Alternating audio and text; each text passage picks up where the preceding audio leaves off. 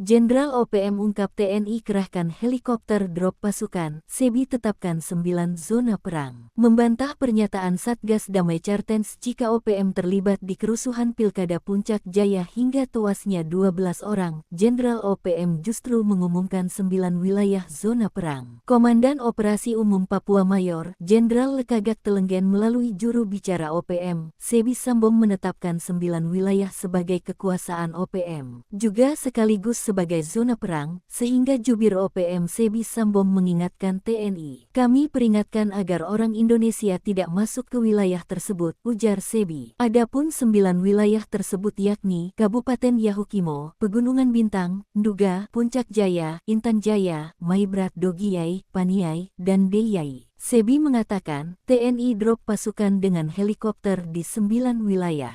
Di Intan Jaya, kami sudah perintahkan penambahan pasukan karena TNI memberi masuk helikopter ke sana, kata Sebi. Maka itu, Mayor Jenderal Lekagak Telenggen memastikan untuk menjaga dan OPM siap bertempur secara terbuka dengan prajurit TNI Polri. Diketahui, Kepala Operasi Damai CARTENZ 2025, Brigjen Faizal Ramadhani mengatakan, sejumlah korban meninggal terkena tembakan senjata api yang diduga dilakukan oleh OPM pada pilkada tersebut. Sementara itu di situs resmi Kapuspen, Pangkogabuwilan 3 Letjen Bambang Trisno Hadi secara tegas mengatakan, selain evakuasi warga, pihaknya akan melakukan pengamanan di wilayah rawan pasca indisen di Yahukimo dan Intan Jaya.